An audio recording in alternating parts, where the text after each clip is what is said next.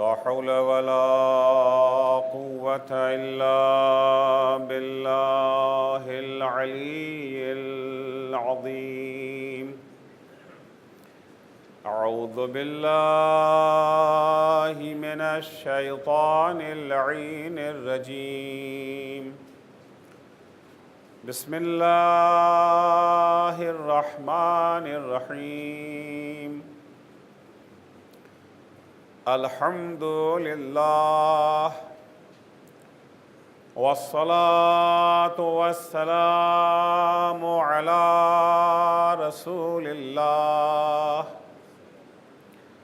وعلى آله آل الله لا سيما بقية الله وَلَعْنَةُ اللَّهِ عَلَىٰ أَعْدَائِهِمْ أَعْدَاءِ اللَّهِ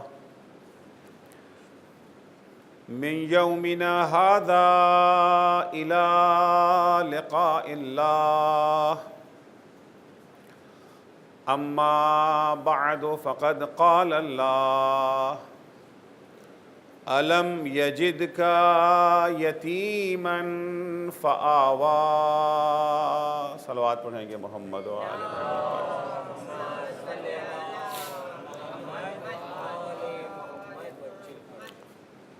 عزیزو، آج کی یہ شب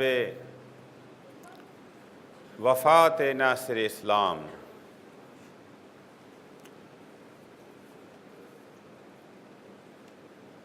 اسلام کی پہلی مظلوم ہستی،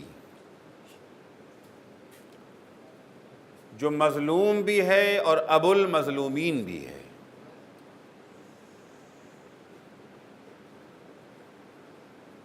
وہ ہستی جناب ابو طالب علیہ السلام کی.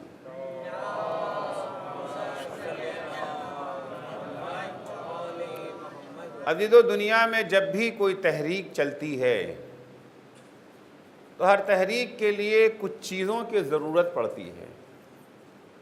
اس میں سے ایک ہے ناصرین کا وجود. اگر ناصر نہ ہو تو کوئی تحریک آگے نہیں بڑھ سکتی ہے. خود مولا کائنات امیر المومنین علی بن ابی طالب علیہ السلام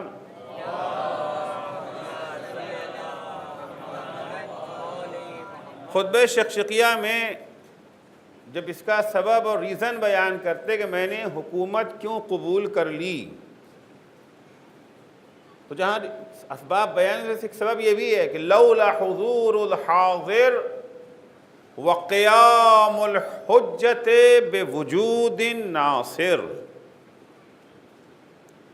اگر مدد کرنے والوں کا وجود نہ ہوتا، ان کی وجہ سے مجھ پر اتمام حجت نہ ہو جاتی، تو میں یہ حکومت قبول نہ کرتا. لألقیت غاربہا لألقیت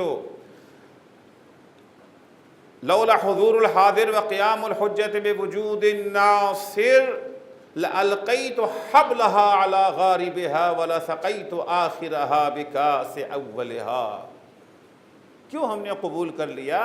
اس لیے کہ مدد کرنے والے موجود تھے. تحریک جتنی بڑی ہوتی ہے مددگار بھی اتنا ہی بڑا چاہیے. اسلام کی تحریک جو حضرت کے ذریعے شروع ہوئی، یہ سب سے بڑی تحریک ہے. لہذا اس کے لیے ناصر بھی اتنا ہی بڑا چاہیے. اتنی ہی زیادہ ضرورت ہے نصرت کرنے والی. اتنی ہی ضرورت تھی کہ خدا خود پیغمبر سے کہتا ہے کہ میرے حبیب تم ناصر مانگو. قل رب ادخلنی مدخل صدق واخرجنی مخرج صدق واجعل لی من لدنک سلطانا نصیرا. پالنے والے میرا آغاز بھی اچھا ہو، میرا انجام بھی اچھا ہو، اور اب مجھے اپنے پاس سے ایک مددگار دے دے. خدا دعا منگوا رہا ہے اپنے پیغمبر سے کہ مددگار مانگو، کیونکہ تحریک بہت بڑی تحریک ہے نا، کوئی معمولی تحریک نہیں ہے۔ اس تحریک کو بہت سے خطرات کا سامنا کرنا ہے، لہذا ناصر کی ضرورت ہے۔ اور اللہ نے رسول کی دعا کو اس طرح سے قبول کیا کہ دو ناصر دیے، باپ کو بھی ناصر بنایا، بیٹے کو بھی ناصر بنا دیا، دو ناصر اللہ نے دے دیے۔ اور عجب یہ ہے کہ دونوں ناصر مظلوم واقع ہوئے، ایک ناصر پر کفر کا فتویٰ لگ گیا، دوسرے ناصر پر لعنت کا سلسلہ شروع کر دیا گیا۔ دو ناصر اللہ نے پیغمبر کو عطا کیے جن کی نصرت بے نظیر نصرت، کہ اگر یہ دو ناصر نہ ہوتے تو شاید اسلام باقی نہ بچتا۔ شاید میں اس لیے کہہ رہا ہوں کہ جو ظاہری حالات ہے وقیہ تو خدا خود مالک ہے، اصل تو مدد کرنے والا خدا ہی ہے۔ وَمَن نَّصْرُ إِلَّا مِنْ عِنْدِ اللَّهِ الْعَزِيزِ الْحَكِيمِ، اصلی مددگار خدا ہے، لیکن خدا کی مدد کچھ ظاہری اسباب کے ذریعے آتی ہے جنہیں اللہ اپنا وسیلہ بناتا ہے مدد کرنے کے لیے۔ اللہ نے دو وسیلہ ناصر پیغمبر کو عطا کیے، ایک کا نام ابو طالب ہے، دوسرے کا نام علی ابن ابی طالب ہے۔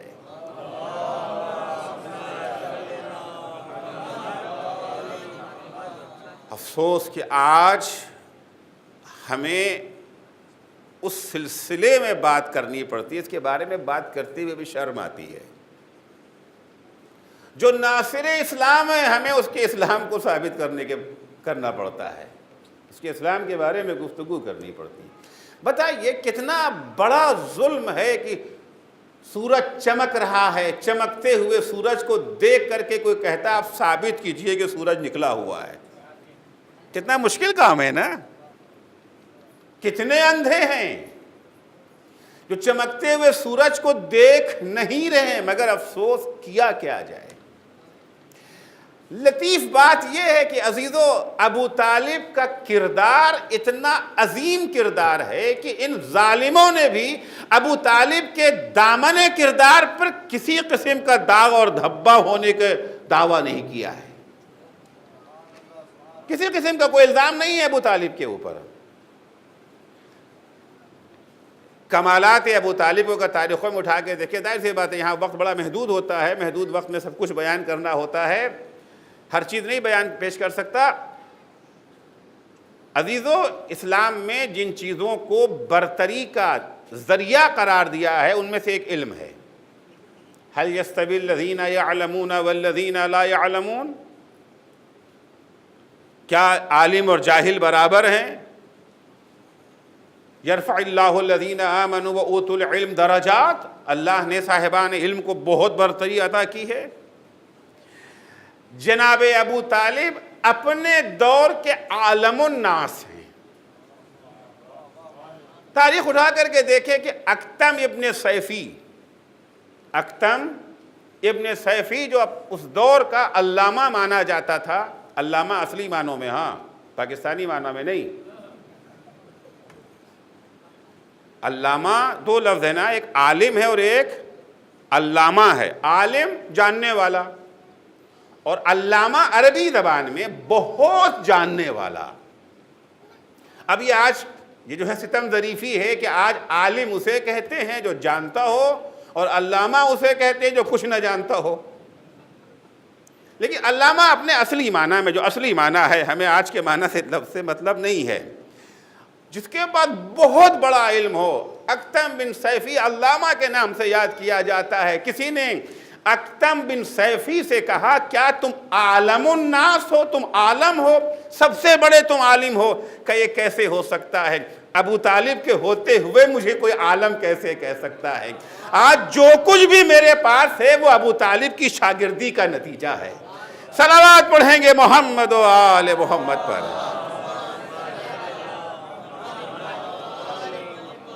سماجی خدمات اگر جناب ابو طالب کو اٹھا کر کے دیکھیں، بڑا مقام ہے جناب ابو طالب کے اس سلسلے میں۔ عزیزو، کہیں سے بھی کردار ابو طالب پر کوئی دھبا نہیں، اس کے باوجود اس ناصر اسلام کو کیا کہا جاتا ہے؟ کافر۔ اچھا ابو طالب کا کفر کہاں سے آپ پر ثابت ہوا؟ کوئی نہیں کہتا کہ ہم نے ابو طالب کو یہ جو ہے بتوں کے آگے سر جھکاتے دیکھا ہے. جھوٹی سے جھوٹی روایت بھی نہیں پائی جاتی. کہیں سے ذرہ برابر سوہاں ایک یہ جو ہے یتیم حدیث ہے جس کی بنیاد پر یہ باتیں کی جاتی ہیں. میں انشاءاللہ اس کو بعد میں عرض کروں گا. دیکھیے کسی کے عقیدے کو ثابت کرنے کے لیے دو تین چیزیں ہوتی ہیں. ایک اس کا قول خود کیا کہتا ہے. میں کیا ہوں؟ شیعہ ہوں، سنی ہوں، یہودی ہوں، عیسائی ہوں، ہندو ہوں، کیا ہوں؟ میں کہوں گا نا میں کیا ہوں. میرا اپنا قول، دوسرے میرا اپنا عمل، تیسرے لوگوں کے اقوال میرے بارے میں. اب مثال کے طور کے اوپر میں کیا ہوں؟ مولانا عارف صاحب بیٹھے، ان سے پوچھا کہ آپ ہندوستان کے رہنے بتائیے کہ کیا ہیں، ہندو ہیں کہ مسلمان؟ یہ جو ہے مرتضیٰ حسینی صاحب بیٹھے ہوئے ہیں کہ آپ قم میں تھے، یہ بھی قم میں تھے، بتائیے ان کے بارے میں یہ کیا ہیں، ہندو ہیں یا مسلمان؟ ایک طریقہ یہ ہوتا ہے نا سمجھنے کا. تو ایک خود اس شخص کا اپنا قول، اس کا اپنا عمل، اور دوسروں کی گواہیاں. وقت نہیں ہے میں سب کچھ پیش کروں. جناب ابو طالب کے اپنے اقوال کو دیکھیں گے. میں دو ایک نمونے پیش کروں گا جہاں پر توحید کا بھی تذکرہ ہے اور اقرار نبوت کا بھی تذکرہ ہے. عمل اگر دیکھیں گے تو سارا عمل عمل کے تو سب قائل ہیں، اس بات کے معترف ہیں. کوئی منکر نہیں ہے کہ ابو طالب نے نصرت اسلام کی ہے، ابو طالب نے پیغمبر کی مدد کی ہے. اگر ابو طالب کی مدد نہ ہوتی، ان کی نصرت نہ ہوتی، تو پیغمبر اتنی آسانی سے اپنے مشن کو آگے نہیں بڑھا سکتے تھے. یہ سب معترف ہیں. اقوال اٹھا کر کے دیکھیں، پیغمبر کے اقوال، مولا کائنات کے اقوال، بقیہ ائمہ کے اقوال، دوسری شخصیتوں کے اقوال، حتیٰ جید علماء اہل سنت کے اقوال اگر اٹھا کر کے دیکھیں گے. خود جناب ابو طالب کو دیکھیں. میں دو نمونہ پیش کروں گا، اعلان نبوت سے پہلے کا، دو نمونہ اعلان نبوت کے بعد کا. سارے مسلمان ہوئے نبی کے اعلان نبوت کے بعد. ابو طالب اس مسلمان کا نام ہے جو اعلان نبوت سے پہلے نبوت کا اعتراف کر رہا ہے. صلوات پڑھیں گے محمد و آل محمد پر.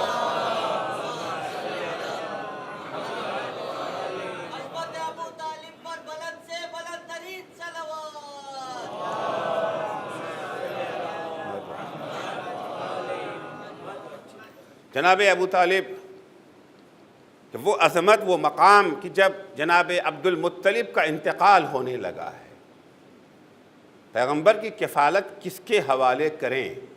ٹھیک ہے، پیغمبر جناب عبد المطلب کے پوتے ہیں، وہ دادا ہیں، ابو طالب چچا ہیں.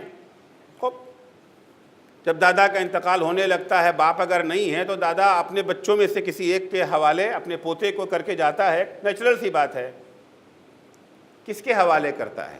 عام طور سے دو تین باتیں دیکھی جاتی. جو سب سے بڑا بیٹا ہو اس کے حوالے کر دیتے ہیں، یا وہ بیٹا جس کے جو مالی اعتبار سے زیادہ مضبوط ہے، بھائی ان کے خرچے کو تحمل کر سکتا ہے، برداشت کر سکتا ہے، اس کے حوالے کر دیں گے. جناب عبد المطلب نے ایسا کچھ نہیں کیا. حضرت کو سپرد کر دیا جناب ابو طالب کے، جو نہ بڑے بیٹے ہیں اور نہ مالدار بیٹے ہیں. اگر بڑے بیٹے ہوتے اور عبد المطلب ان کے حوالے کر جاتے کہ ٹھیک ہے صاحب تو نیچرل سی بات ہے، بڑا بیٹا ہے اس لیے ان کے حوالے کر دیا. یا اگر بڑے مالدار ہوتے، چونکہ مسئلہ کفالت کا ہے، سرپرستی کا ہے، خرچہ پیش آئے گا، اور ان کے اولاد غریب تھی، یہ مالدار تھے، ان کو دے دیا. اتفاق سے ابو طالب نہ بڑے بیٹے ہیں جناب عبد المطلب کے اور نہ مالدار بیٹے ہیں عبد المطلب کے. اس کے باوجود جناب عبد المطلب نے اگر ابو طالب کو کفیل نبی بنایا ہے، اس کے سوا کچھ نہیں ہو سکتا ہے. ابو طالب میں جناب عبد المطلب ان کمالات کو دیکھ رہے تھے جو کفالت نبوت کے لیے ضروری تھے، اس لیے ان کے حوالے کیا. سپرد ہو گیا. پیغمبر کی عمر 12 برس کی ہو گئی ہے.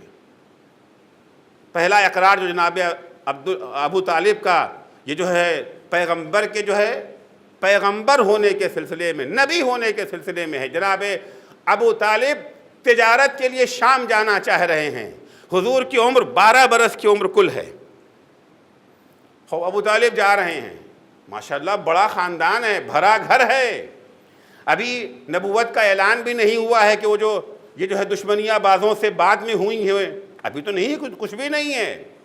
ابو طالب جا رہے ہیں، پیغمبر کمی کا احساس کر رہے ہیں۔ ایک ابو طالب کے چلے جانے سے کاہے کی کمی؟ حضور جناب ابو طالب کے پاس ہے، یا عم الی من تکلونی لا ابن لی ولا ام ولا اے چچا آپ ہمیں کس کے سہارے چھوڑے جا رہے ہیں؟ اتنے سارے چچا تمہارے موجود ہیں۔ اگر ابو طالب فقط چچا ہوتے تو پیغمبر کا جملہ بے معنی ہو جاتا ہے۔ ابو طالب کو پیغمبر فقط چچا نہیں سمجھ رہے ہیں، اللہ کی طرف سے معین کیا ہوا کفیل اور سرپرست سمجھ رہے ہیں۔ اِلَى مَن تَكِلُونِي یا عم لا ابن لی ولا ام، نہ میرے باپ ہے نہ میری ماں ہے۔ جناب ابو طالب نے بھتیجے کو گلے سے لگا لیا، کہا بیٹا میں تمہیں ساتھ لے کے چلوں گا، سفر کے داستان نہیں بیان کروں گا، بس ایک شعر جناب ابو طالب کا، جب سفر کے دوران اپنے بھتیجے سے جناب ابو طالب نے آثار نبوت دیکھے ہیں۔ ابھی نبوت کا اعلان نہیں ہوا ہے، نبوت کا اعلان 28 سال کے بعد ہوگا۔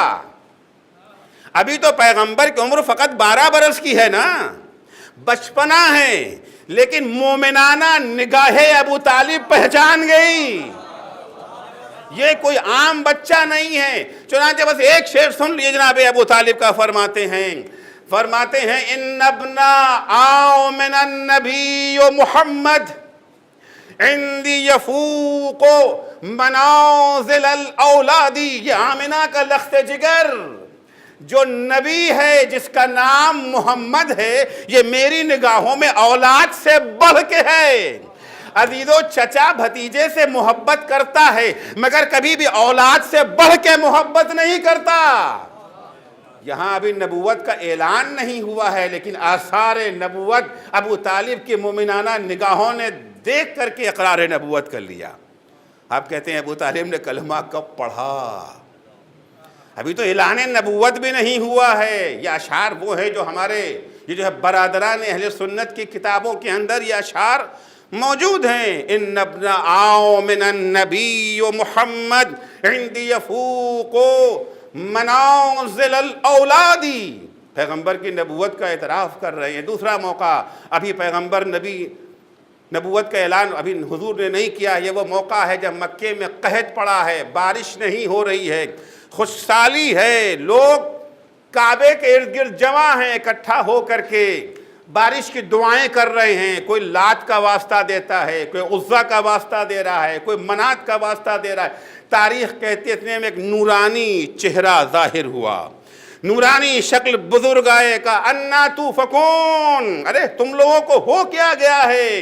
تم لات و عزا و منات کا واسطہ دے رہے ہو، یہاں آ کر کے تم اکیلے دعا کر رہے ہو۔ وفیکم باقیت و ابراہیم و سلالت و اسماعیل، تمہارے درمیان وارث ابراہیم موجود ہے، تمہارے درمیان وارث اسماعیل موجود ہے۔ لوگوں نے کہا اتعنی ابا طالب، کیا تمہاری مراد ابو طالب سے ہے؟ عزیزو اگر یہ جو ہے نسلی وراثت کی بات ہوتی تو تنہا ابو طالب وارث نہیں تھے، ابو لہب بھی وارث موجود تھا، حمزہ بھی موجود تھے، عباس بھی موجود تھے، صرف ابو طالب کا نام کیوں لیا گیا؟ یہ نسلی وراثت نہیں ہے بلکہ منصبی وراثت کی بات ہو رہی ہے۔ صلوات پڑھیں گے محمد و آل محمد پر۔ اطعنی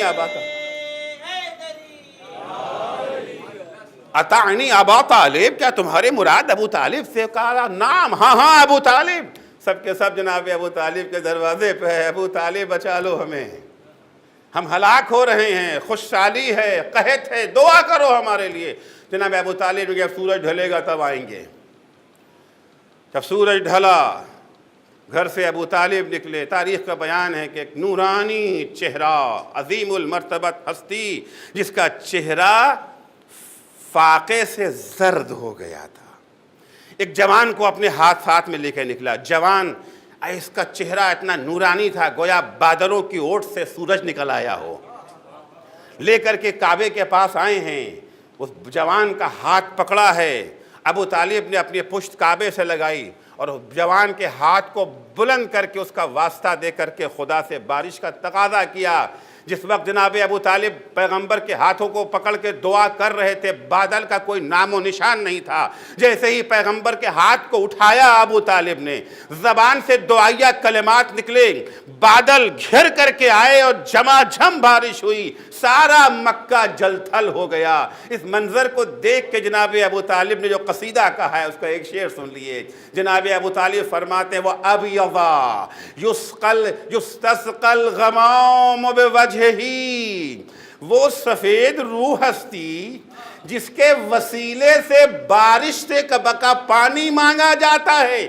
یعنی جناب ابو طالب نے وہ لات کا واسطہ دے رہے تھے، عزا کا واسطہ دے رہے تھے، منات کا واسطہ دے رہے تھے، پیغمبر کا واسطہ جناب ابو طالب نے دیا۔ الہی تجھے محمد کا واسطہ، یستسقى الغمام بوجهہ سمال الیتام وعصمت الارامل۔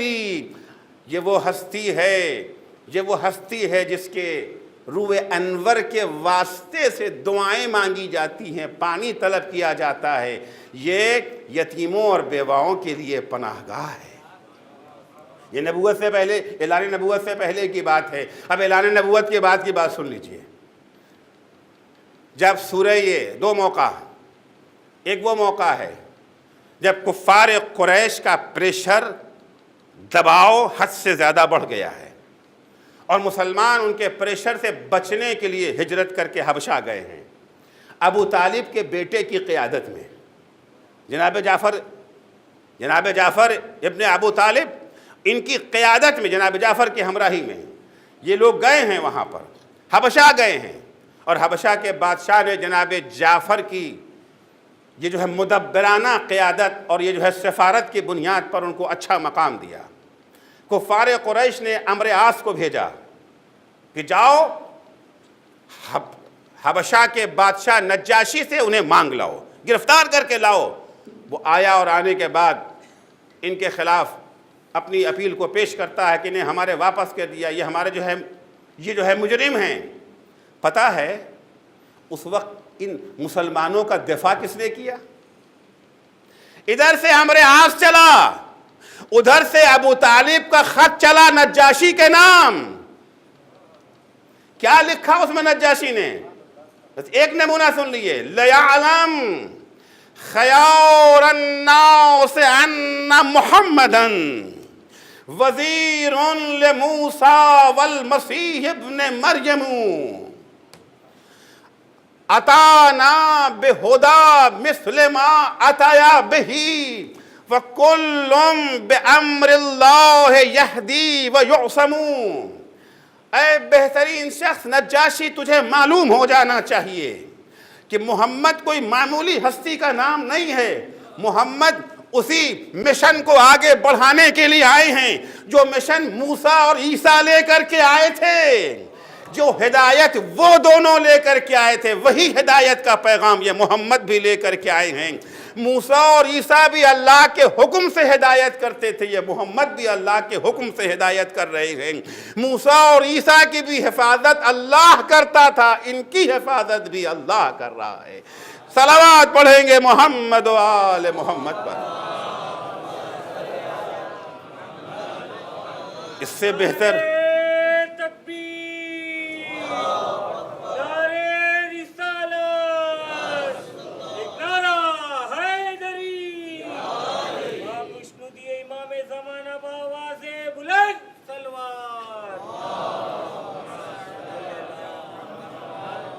اس سے بہتر کلمہ سنیں گے۔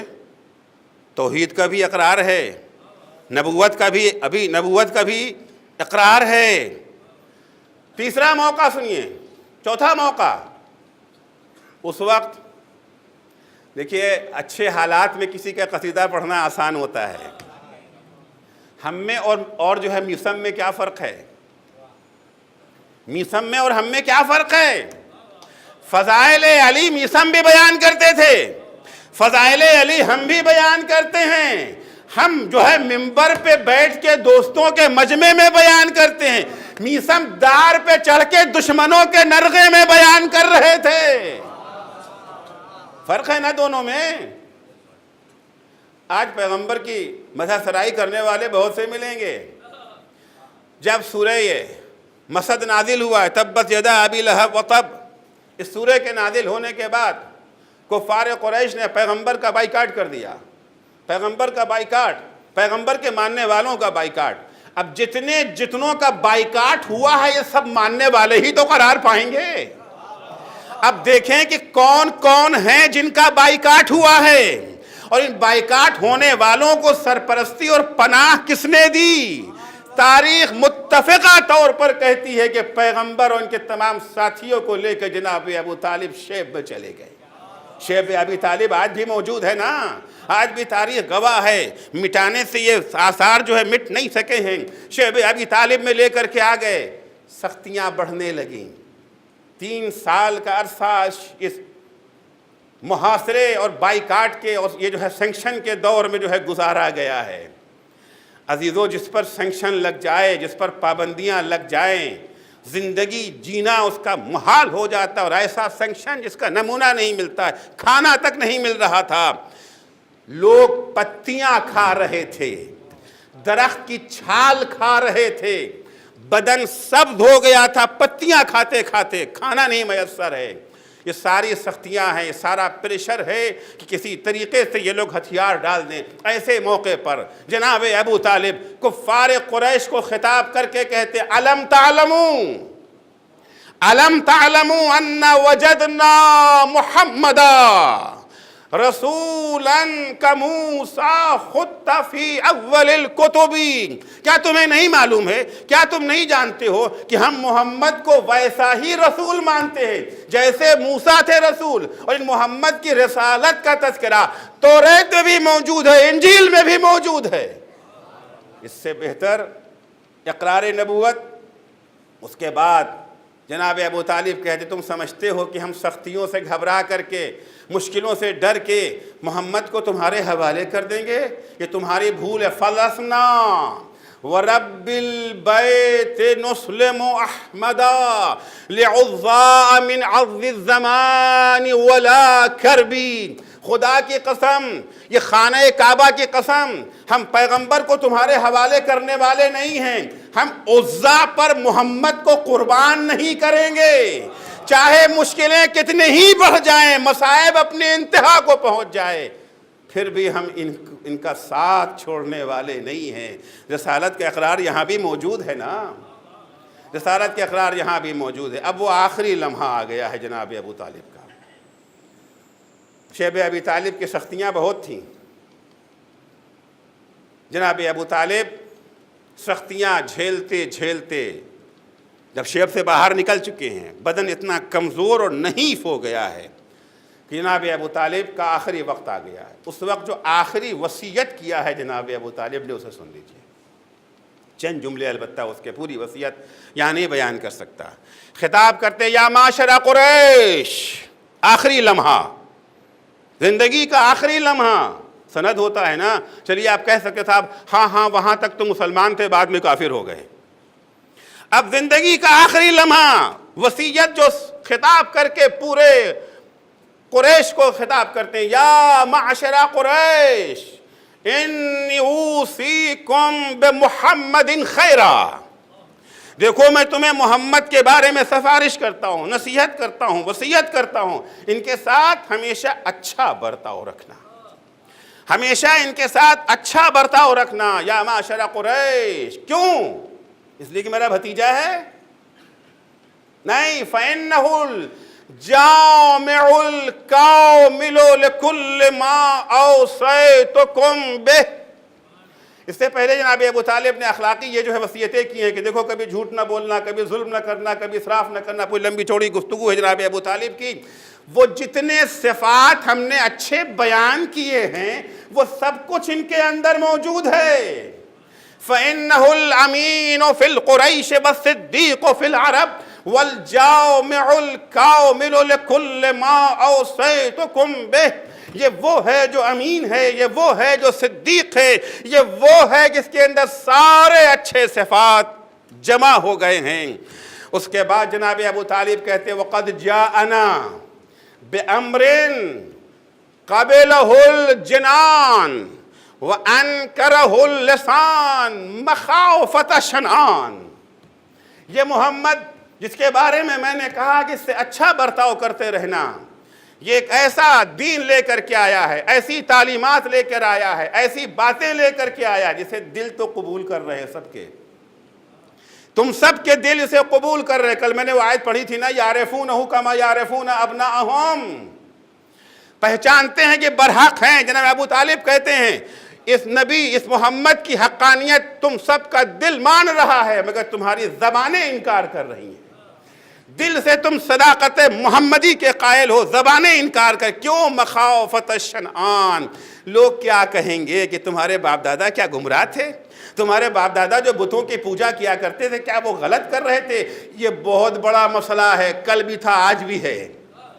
آج بھی ہم حقائق کو ماننے کو صرف اس لیے تیار نہیں ہوتے کہ ہمارے باپ دادا تو ویسا کیا کرتے تھے۔ یہ ایمانی علامت نہیں ہے عزیزو۔ فرماتے ہیں مخافۃ الشنآن، مخافۃ الشنآن ایم اللہ کانی انظر الی ثعالیک العرب وأهل الأطراف والمستضعفين من الناس قد أجابوا دعوته وصدقوا كلمته وعظموا أمره۔ خدا کی قسم میں وہ منظر دیکھ رہا ہوں کہ عرب کے پس طبقے کے غریب لوگ، کچلے ہوئے لوگ، دبے ہوئے لوگ، اطراف کے رہنے والے ان کی صداقت کی تصدیق کر رہے ہیں، ان کی دعوت کو قبول کر رہے ہیں، ان پر ایمان لا رہے ہیں۔ میں دیکھ رہا ہوں یا معاشر قریش، یا معاشر قریش ابن ابیکم کونوا لہ حماۃ کونوا لہ ولاۃ ولحزبہ حماۃ واللہ لا یسلک احد سبیلہ الا رشد۔ اس جملے پہ غور کیجئے گا، واللہ لا یسلک احد سبیلہ الا رشد ولا یاخذ احد بہداہ الا سعد۔ خطاب کرتے ہیں قریش کو، اے قریش دیکھو تم ان کے حامی بنو، ان کے دین کے مددگار بنو۔ کیا ہے دین محمد کا؟ توحید و نبوت و عدل و قیامت کے علاوہ اور بھی کچھ ہے۔ ان کے دین کے حامی بنو، ان کے مددگار بنو۔ خدا کی قسم جس کسی نے محمد کے راستے کو اپنا لیا وہ ہدایت پا جائے گا۔ محمد کا راستہ بت شکنی کے علاوہ کچھ اور تھا۔ اگر بت پرست ہوتے ابو طالب کبھی بھی بت شکنی کے راستے پہ چلنے کی تلقین نہ کرتے آخر وقت میں۔ خدا کی قسم جس کسی نے بھی ان کے راستے کو اپنا لیا وہ ہدایت پا گیا، اور جس کسی نے ان کی ہدایت کو اپنا لیا وہ کامیاب و کامراں ہو گیا۔ یہ جناب ابو طالب کا وہ بیان ہے جو اپنے عمر کے آخری حصے میں انہوں نے بیان کیا۔ آج ہمارا نوجوان سننے کے بعد اس کے ذہن میں سوال یقیناً پیدا ہو رہا ہے، جب اتنی ساری باتیں تھیں تو پھر مسلمانوں کا اتنا بڑا طبقہ کفر ابو طالب کا چرچا کیوں کرتا ہے؟ اور اتنے شد و مت سے کرتا ہے کہ جو سرتاپا کافر تھے ان کا بھی تذکرہ اس طرح نہیں ہوتا، جنہوں نے اپنی پوری زندگی اسلام دشمنی میں صرف کر دی ان کا بھی تذکرہ اس طرح سے۔ آخر وجہ کیا ہے؟ آخر بات کیا؟ اولاً یہ بات عرض کر دوں کہ سارے علماء اہل سنت کفر ابو طالب کے قائل نہیں ہیں۔ بہت سارے سنی علماء نے کتابیں لکھی ہیں، خود آپ کے پاکستان لاہور سے کتاب چھپی ہے، مولانا صائم چشتی کی کتاب 3 جلدوں میں، ایمان ابو طالب کے نام سے۔ لکھنے والا کوئی شیعہ نہیں ہے، لکھنے والا سنی عالم ہے، بڑی زبردست کتاب لکھی ہے انہوں نے، بہت سارے سنی علماء نے بھی۔ لیکن بہرحال بہت سارے افراد ہیں جو کفر ابو طالب، وجہ کیا ہے، راز کیا ہے؟ اس بات کو تو مانتے ہیں کہ ہاں پیغمبر کی نصرت کی ہے، پیغمبر کی مدد کی ہے، سب کچھ مانتے ہیں، ان کے کردار میں کوئی دھبا بھی نہیں ہے، کبھی شراب نہیں پی، کبھی بتوں کو سجدہ نہیں کیا، کبھی کسی غلط کام میں نہیں رہے، اس سب باتوں کے باوجود پھر بھی وہ ابو طالب کافر۔ اٹک جاتی ہے بات کہیں آ کر کے، وجہ کیا ہے؟ وجہ ایک یتیم حدیث ہے جو صحیح بخاری میں بھی پائی جاتی ہے، اور صحیح ہے مسلم میں بھی پائی جاتی ہے۔ میں اس حدیث کو بیان کر کے اپنی تقریر کو ختم کروں گا۔ یقیناً مجھے آج 45 منٹ کا وقت دیا گیا ہے، لیکن اگر 4-5 منٹ زیادہ ہو جائے تو مجھے معاف فرمائیے گا، کیونکہ بات کو اگر ادھوری چھوڑ دوں تو بھی اچھا نہیں رہتا ہے۔ ایک صلوات پڑھیں گے محمد و آل محمد پر۔ دو روایت بخاری میں، مفہوم ایک ہے، راوی دو الگ الگ ہیں۔ پہلی روایت جناب عباس ابن عبد المطلب سے نقل کی جاتی ہے۔ جناب عباس ابن عبد المطلب نے پیغمبر سے فرمایا کہ ابو طالب نے اتنی خدمت کی، اتنی تمہاری مدد کی، مگر انہیں کوئی اس خدمت کا فائدہ نہیں پہنچا، چلے گئے پھر بھی جہنم میں۔ پیغمبر نے فرمایا نہیں ایسا نہیں ہے، ہوا فی زحزاح من النار ولولا انا لکانا فی الدرک الاسفل من النار۔ وہ اس وقت جہنم کے گڑھے میں ہیں، اور اگر میری شفاعت نہ ہوتی تو جہنم کے سب سے نچلے طبقے میں چلے جاتے۔ جانے کون سا جرم کیا تھا ابو طالب نے کہ سب سے نچلے طبقے میں وہ جاتے، لیکن یہ میری شفاعت کا فائدہ ان کو یہ ملا کہ وہ نچلے طبقے سے نکال کے گڑھے میں رکھ دیے گئے ہیں۔ دوسری روایت ابو سعید خدری کے زبانی نقل کی جاتی ہے، صحیح ہے، بخاری کی روایت ہے۔ ابو سعید خدری کہتے ہیں کہ میں پیغمبر کے پاس بیٹھا تھا، میں نے بھی یہی کہا کہ ابو طالب بیچارے اتنا سب کچھ کیا مگر دیکھو انجام کیسا ان کا ہوا۔ تو پیغمبر نے فرمایا نہیں لعلہ تنفعہ شفاعتی یوم القیامہ، قیامت کے دن میری شفاعت ان کے کام آئے گی۔ کیا کام آئے گی؟ فَيُجْعَلُ فِي ذَحْزَاحٍ مِّنَ النَّارِ، ان کو نچلے طبقے سے نکال کے جہنم میں آگ کے گڑھے میں رکھا جائے گا۔ یبلغ کعبہ، کہ آگ فقط ان کی پنڈلیوں تک پہنچے گی۔ البتہ وہ جہنم کی آگ ہے نا، کیا ہوگا؟ یغلی منہ دماغو، کھوپڑی ان کی کھولنے لگے گی اس آگ کی بنا پر۔ یہ دو روایتیں، صحیح مسلم کی روایت کو فی الحال نہیں بیان کرو، وقت نہیں ہے۔ یہ دو روایتیں، اب چونکہ صحیح بخاری کی روایت ہے نا، تب ہمارے لوگ جن کے ہاں یہ جو ہے ٹھہراؤ ہے، جمود پایا جاتا ہے، عقل سے کام نہیں لیتے ہیں، صاحب صحیح بخاری میں ہے تو پھر تو ماننا ہی پڑے گا، صحیح البخاری بعد کلام الباری۔ اب یہ صحیح البخاری بعد کلام الباری کوئی حدیث ہے کہ کہاں سے آ گیا؟ اب سنیں، روایت کو ابو سعید خدری یا عباس ابن مطلب سے نقل کرنے والے راوی کون ہیں؟ سفیان ثوری۔ تھوڑی علمی گفتگو ہو گئی ہے، سفیان ثوری ہیں۔ علماء اہل سنت ہی کا قول ہے کہ سفیان ثوری کا بہترین مشغلہ تھا تدلیس کرنا۔ تدلیس یعنی ہے کچھ دکھانا کچھ، الٹ پھیر کر دینا، کتر بیوت کر دینا، کچھ بڑھا دینا، کچھ گھٹا دینا۔ اور یہ دشمنان پیغمبر سے بھی روایتیں لیا کرتے تھے، اور روایت نقل کرتے وقت پورے سلسلہ سند کو نقل نہیں کیا کرتے تھے۔ اب بتائیے ایسے شخص کی روایت پر بھروسہ کیا جا سکتا ہے جن کا کام ہے الٹ پھیر کرنا، جو دشمنان پیغمبر سے روایتیں، شاید یہ روایت دشمنان پیغمبر نے نقل کر دی ہو، جھوٹی روایت کر دی انہوں نے، اور چونکہ یہ بیچ کے سلسلے بھی غائب کر جاتے تھے، ان دشمنوں کے نام بھی غائب کر دیے جن سے انہوں نے سنا تھا۔ یہ تو ہو گیا راوی کے اعتبار سے، لیکن سب سے بڑی چیز دیکھیے یہ ہے، پیغمبر اسلام صلی اللہ علیہ وآلہ وسلم نے شیعہ اور سنی دونوں ہی اس کے قائل ہیں، خطبہ وداع جب دیا ہے آخری حج کے موقع پر، وہاں پیغمبر نے جملہ کہا تھا کثرت علی الکذابہ، دیکھو ہماری طرف جھوٹی نسبتیں بہت دی جائیں گی، ہم تم کو ایک معیار دیے جاتے ہیں یہ سمجھنے کے لیے کہ حدیث میری ہے یا نہیں ہے۔ دیکھو حدیث کو قرآن کے سامنے پیش کرو، اگر قرآن سے ٹکرا جائے فَضْرِبُوهُ عَلَى الْجِدَارِ، اسے دیوار پہ دے مارو، وہ ہماری حدیث نہیں ہو سکتی ہے۔ آیا یہ حدیث قرآن سے ٹکراتی ہے یا نہیں ٹکراتی ہے؟ حدیث کیا کہہ رہی ہے کہ ابو طالب علیہ باللہ اپنے کفر کی بنا پر جہنم کے سب سے نچلے طبقے میں بھیجے جانے کے حقدار ہیں، لیکن پیغمبر کی شفاعت انہیں گڑھے میں ڈال دے گی، یعنی عذاب ہلکا ہو جائے گا نا۔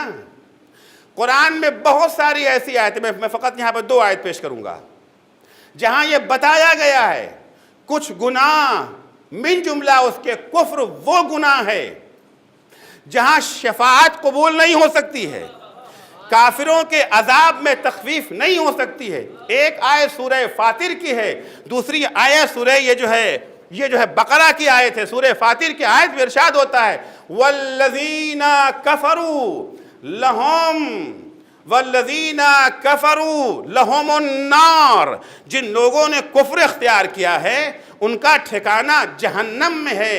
لا یقضى علیہم فیموتوا ولا یخفف عنہم من عذابها، جو کفر کی حالت میں مر گئے ہیں، جو کافر رہے ہیں، ان کی سزا جہنم ہے، ان کی سزا جہنم ہے، نہ انہیں موت آئے گی کہ تکلیف سے بچ جائیں جہنم میں، اور نہ ان کے عذاب میں کسی قسم کی کوئی کمی کی جائے گی۔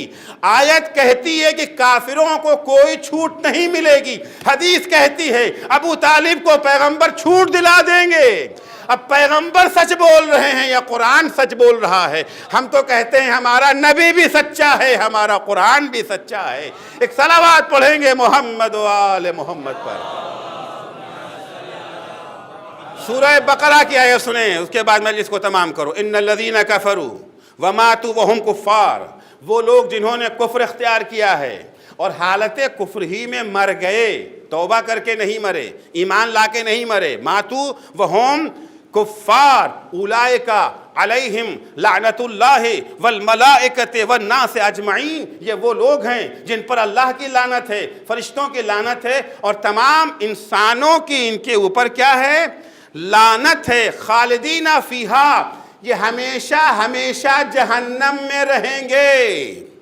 نکالیں لا یخفف عنہم العذاب ولا ہم ینظرون، نہ ان کے عذاب میں کوئی کمی اور تخفیف ہوگی، نہ انہیں کوئی مہلت دی جائے گی۔ یہ دونوں آیتیں یہ تو بتاتی ہیں نا، جو کافر ہیں وہ جہنم کے اس طبقے میں چلے جائیں گے، وہاں کوئی شفاعت نہیں ہے، وہاں کوئی چھوٹ نہیں ہے، وہاں کوئی کمی نہیں ہے۔ حدیث کیا کہہ رہی ہے؟ ابو طالب کافر تو مرے تھے، انہیں کفر کی بنا پر جہنم میں بھیجا گیا، لیکن پیغمبر کی شفاعت کا پیغمبر نے ان کو وہاں سے نکال کے جہنم کے گڑھے میں لا کے ڈال دیا۔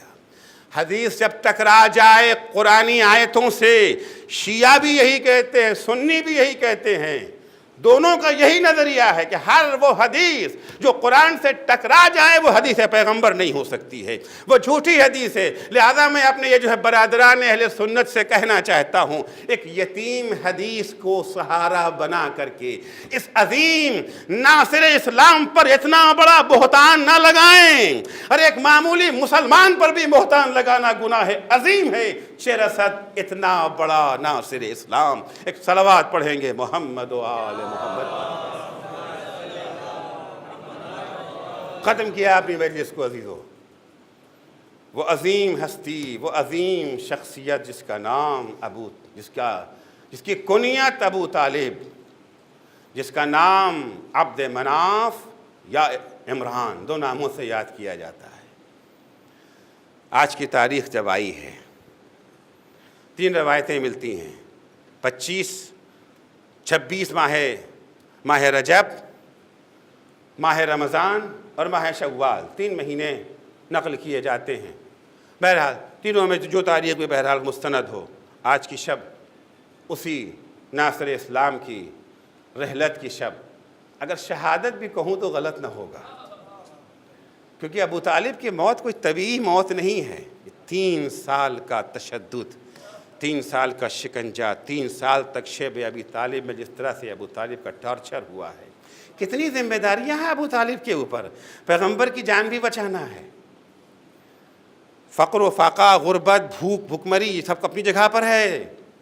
ہر آن خطرہ ہے کہیں پیغمبر پر حملہ نہ ہو جائے۔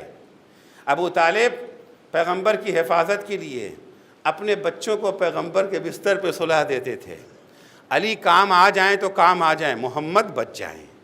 علی طالب کام آ جاتے ہیں تو آ جائیں، محمد پر آنچ نہ آنے پائے۔ جعفر کی جان چلی جائے تو چلی جائے، مگر محمد پر آنچ نہ آنے پائے۔ اتنا سارا ٹارچر، جسمانی ٹارچر، روحانی ٹارچر، ان تمام تشدد کو سہتے سہتے آخر وہ منزل بھی آ گئی جب ابو طالب اس دنیا سے رخصت ہونے لگے. آج کی شب وہی شب ہے. رسول کا یہ ناصر، رسول کا یہ حامی، رسول کا یہ مددگار رسول کو چھوڑ کر کے اس دنیا سے جا رہا ہے. کتنا غم ہے رسول کو، کتنا درد ہے رسول کے دل میں. اسی سے اندازہ ہوتا ہے اس سال ہی کو رسول نے عام الحزن، غموں کا سال قرار دے دیا. غم کا دن نہیں، غم کا ہفتہ نہیں، غم کا سال قرار دے دیا، عام الحزن. رسول خدا نے اپنے اس محبوب چچا کو، اپنے اس ناصر کو، اس ناصر اسلام کو بڑے اہتمام سے غسل دیا، کفن پہنایا، قبر تک لے گئے. اپنے ہاتھوں سے حضور نے جناب ابو طالب کو دفن کیا ہے. ایک بھتیجے نے اپنے چچا کو دفن کر دیا. ہمیں ایک بھتیجا اور یاد آ گیا، ہمیں ایک چچا اور یاد آ گیا. وہ بھتیجا اسی ابو طالب کا پوتا ہے. وہ بھتیجا اسی ابو طالب کا پوتا ہے. کون سی منزل ہے؟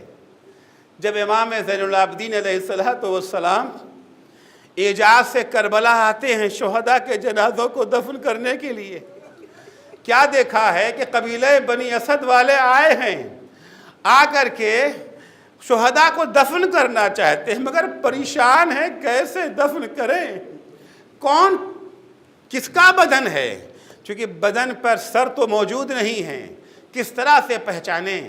ابھی اسی پریشانی کے عالم میں تھے کہ اچانک انہیں ایک سوار آتا ہوا دکھائی دیا. سوار جب قریب آیا، آنے کے بعد کہتا ہے میں تمہاری مدد کروں گا دفن کرنے میں. ایک ایک کو سوار آنے کے بعد پہچنواتا ہے یہ زہیر کا جنازہ ہے، یہ جو ہے سعید کا جنازہ ہے، یہ حبیب ابن مظاہر کا جنازہ. ایک ایک کی جو ہے وضاحت کرتے ہیں. اس کے بعد جب ایک جنازہ سامنے آیا، کہا یہ جنازہ حسین کے کڑیل جوان بیٹے علی اکبر کا جنازہ ہے. کہا تم نے کیسے پہچانا؟ کہا سینے میں برچھی کا نشان نہیں دیکھ رہے ہو؟ اجرکم اللہ، اجرکم اللہ. امام ایک ایک جنازے کو دفن کرا رہے ہیں، یہاں تک کہ ایک جنازہ نظر آیا، ٹکڑے ٹکڑے جنازہ. 1900 ہے زخم تنے چاک چاک پر. شہادت سے پہلے حسین کے بدن پر 1900 زخم تھے، اور شہادت کے بعد گھوڑے کی ٹاپوں سے لاش کو پامال کیا گیا. لاش کو مقطوع الاعضاء جناب زینب نے کل عرض کیا تھا، فرمایا تھا بدن کے ٹکڑے ٹکڑے کر دیے گئے تھے. امام نے اس جنازے کو اکٹھا کرنے کے بعد قبر کے حوالے کیا. پھر قبر پر لکھا ھذا قبر حسین ابن علی الذی قتلوہ عطشانا. یہ حسین ابن علی کی قتل ہے جسے پیاسا قتل کیا گیا. سارے جنازے دفن ہو چکے. بنی اسد جانے لگے کہ سب ہم نے دفن کر دیا. سوار آنے والے سوار نے کہا نہیں، ایک جنازہ ابھی اور رہ گیا ہے. کہ اب تو کوئی جنازہ نظر نہیں آ رہا ہے. کہ ایک جنازہ ابھی، آؤ میرے ساتھ فرات کے کنارے. ارے کس طرح سے اس بھتیجے نے اپنے چچا کا جنازہ اٹھایا ہے. روایتوں میں ہے کہ امام نے ایک چٹائی منگائی اور عباس کے ٹکڑے ٹکڑے بدن کو چٹائی میں رکھ کر کے سپرد خاک کیا. یا رسول اللہ، آپ نے اپنے چچا کو دفن کیا. بڑا مصیبت اور ستم رسیدہ آپ کا چچا تھا، لیکن لاش تو سالم تھی. ارے کوئی سید سجاد سے پوچھے اس بھتیجے نے کس طرح سے اپنے چچا کو سپرد خاک کیا. الا لعنت اللہ علی قوم الظالمین وسيعلم الذین ظلموا أي منقلب ينقلبون. بار الہ واسطہ ہے محمد و آل محمد کا، ہماری اس مختصر سی عبادت کو قبول فرما. پالنے والے صدقے میں اہل بیت اطہار کے، مظلومیت ابو طالب کا تجھے واسطہ ہے معبود. ہمارے مظلوم شیعوں کی حفاظت فرما.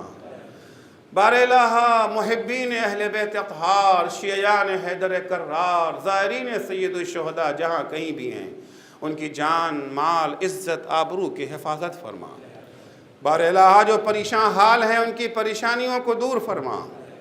جو مقروض ہیں ان کے قرضوں کو ادا فرما. بار الہ جو بے اولاد ہیں انہیں حلال، جو بے اولاد ہیں انہیں صالح اولاد عنایت فرما. پالنے والے تجھے واسطہ ہے محمد و آل محمد کا جو صاحب اولاد ہیں انہیں اپنی اولاد کی دینی تعلیم و تربیت کی توفیق کرامت فرما۔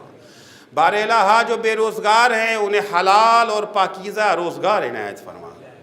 بار الہ جو صاحب روزگار ہیں انہیں اپنے بے روزگار بھائیوں کی خبرگیری کی توفیق کرامت فرما۔ معبود تجھے واسطہ ہے محمد و آل محمد کا مراجع کرام اور رہبر معظم انقلاب اسلامی کی حفاظت فرما۔ معبود صدقے میں اہل بیت اطہار کے امام زمانہ کے ظہور میں تعجیل فرما۔ جب حضرت کا ظہور ہو تو ہمارے اعمال ایسے ہوں کہ ہم ان کے اصحاب و انصار میں شمار ہو سکیں۔ اللہم عجل فی فرج مولانا صاحب الزمان وجعلنا من اعوانہ وانصارہ۔ ماتم حسین۔